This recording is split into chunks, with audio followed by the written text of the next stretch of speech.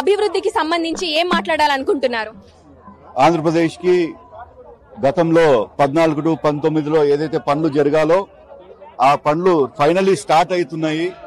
మరి చంద్రబాబు నాయుడు గారు అలాగే మోడీ గారి ఆశీర్వాదంతో పవన్ కళ్యాణ్ గారితో Amaravati one of the best capital in the world తయారు చేయడానికి మరి రీలేయింగ్ ఆఫ్ స్టోన్ అవుతుందండి. అందుకోసమే ఇలాంటి కార్యక్రమాలు ఫ్యూచర్ లో కూడా చాలా బ్రహ్మాండంగా జరగాల. ఇదేదైతే అభివృద్ధికి ఇప్పుడు ఏదైతే దారి పట్టామో 100% గా చంద్రబాబు నాయుడు హయాంలోనే పూర్తి చేస్తామని మా ఆశ. 100% గా ఆంధ్రప్రదేశ్ కి మంచి జరుగుతుందని చెప్పి మా ఆలోచన. ఇప్పటి వరకు టీడీపీ మీద చాలా మంచి పేరుంది. టీడీపీ వచ్చిందంటే ఖచ్చితంగా చంద్రబాబు నాయుడు గారు ఇది చేస్తారు, అభివృద్ధి చేస్తారు అన్న ఆలోచన ప్రతి ఒక్కరికి ఉంది. ఇప్పుడు ఎన్డీఏ కూటమి, మీరు పత్తికొండ నుంచి వచ్చారు కాబట్టి మీ ప్లేస్ లో ఎలాంటి అభివృద్ధి జరుగుతుందని ఎక్స్పెక్ట్ చేస్తున్నారు? మా ప్లేస్ లో ఆల్రెడీ గత 1 year లో పార్టీ వచ్చిన తర్వాత మేము ఒక 18 బీటీ రోడ్లు వేసాము. ప్రతి ఒక్క ఊర్లో సిమెంట్ రోడ్లు వేసాము.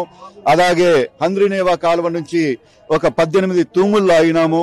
అదేవిధంగా టమాటో జ్యూస్ ఫ్యాక్టరీ ఒకటి ఏర్పాటు చేశాము. మరి ఇంకా చాలా ఉన్నాయి చేసేటివి. ఈ రాబోయే 4 years లో కంప్లీట్ చేసుకుంటాము. ప్రజలతో మరి ఇంకోసారి ఓటు వేయించుకుంటామని చెప్తున్నాను.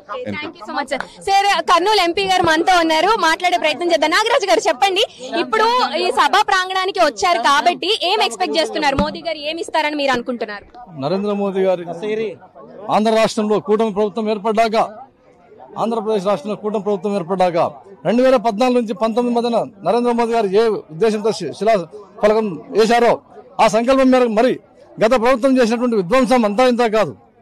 దాన్ని గాడిలో పెట్టడానికి గౌరవ ముఖ్యమంత్రి నారా చంద్రబాబు నాయుడు గారి ఆధ్వర్యంలో కూటమి ప్రభుత్వం ఏర్పడ్డాక మళ్లీ ఆ పనులను పునర్నిర్మాణం చేస్తూ ఈ ఆంధ్ర రాష్ట్రానికి చుక్కానంటూ లేకుండా ఉంటే మరి ఆంధ్ర రాష్ట్ర ప్రజలకు అమరావతి మరొకసారి ఒక సంకల్పంతో ఈ రోజు ఆ అభివృద్ధి పనులకు నోచుకుంటుంది.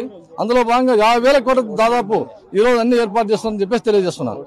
సో మీరు ఇప్పుడు పత్తికొండ ఎమ్మెల్యే గారితో తర్వాత అందరితో కలిసి వచ్చారు కదా, ఆ ప్రాంతాలు ఎలా అభివృద్ధి జరుగుతుంది? మీరు ఒక ప్లేస్ కర్నూలు ఎంపీ, వాళ్ళంతా కూడా ఎమ్మెల్యేస్, వాళ్ళంతా వాళ్ళ ప్లేసెస్ నుంచి వచ్చారు. వాటి గురించి ఏమంటారండి? అమ్మా, మేము రాష్ట్రం గురించి చెప్పాలంటే ఈ రోజంతా చెప్పినా కూడా సరిపోదు. నేను చెప్పాను మా కర్నూలు జిల్లా వరకు చెప్తా అంటే ఈ కూటమి ప్రభుత్వం ఏర్పడ్డాక కర్నూలు ప్రాంతంలో ఓర్వకల్లుకు ఒక పారిశ్రామిక కేంద్రంగా ఒక నోడ్లు ఇచ్చారు. మాకు 2,800 కోట్లతోనే ఒక పారిశ్రామిక హబ్ ఏర్పాటు చేశారు అక్కడ. అంతేగాక గౌరవ ముఖ్యమంత్రి వారిలో ఖచ్చితంగా రాయలసీమలో ఈ కర్నూలు జిల్లా వెనకబడిందని చెప్పేసి ఈ హంద్రీనేవా నీళ్లను 1600 క్యూసెక్లను 2,800 క్యూసెక్లకు పారేటట్లుగా హంద్రీనేవా వెడల్పు కార్యక్రమం పెట్టారు. అంతేగాక కర్నూలు జిల్లాను సపరేట్ గా తీసుకొని ఆ జిల్లాను అభివృద్ధి పరచాలని చెప్పేసి మా జిల్లాకు ఎన్నో రకాలుగా చేస్తా ఉన్నారు. కాబట్టి ఈ ప్రభుత్వంలో మేము అనుకున్న లక్ష్యాలని మా ముఖ్యమంత్రి వారిలో ఖచ్చితంగా తీర్చాలని చెప్పేసి మాకు హోప్ ఉందని చెప్పి తెలియజేస్తున్నాం. సో కోడుమూరు ఎమ్మెల్యే దస్తగిరి గారు మనతో ఉన్నారు. సో మీరేం చెప్పాలనుకుంటున్నారని ఈ సభ గురించి? ఆగిపోయిన ఆంధ్ర రాష్ట్రం యొక్క అమరావతి రాజధానిని పునర్నిర్మించాలంటే మళ్ళీ ఈసారి Chandrababu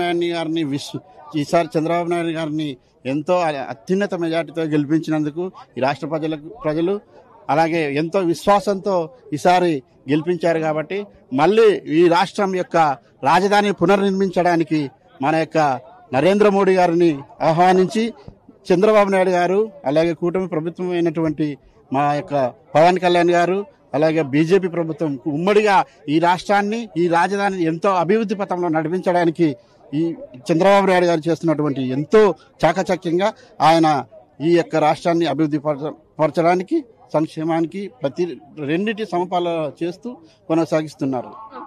thank you so much అండి. సో చూసినట్లయితే మొత్తంగా వీళ్ళు చెప్పేది ఏంటి అంటే వీళ్ళందరూ కూడా ఎంతో ఆనందంతో ఇక్కడికి వచ్చామని చెప్పేసి కూడా చెప్తున్నారు. అండ్ నెక్స్ట్ కూడా మేమే వస్తాము, మేము చేసే అభివృద్ధిని బట్టి ఇలా చెప్తామని అంటున్నారు.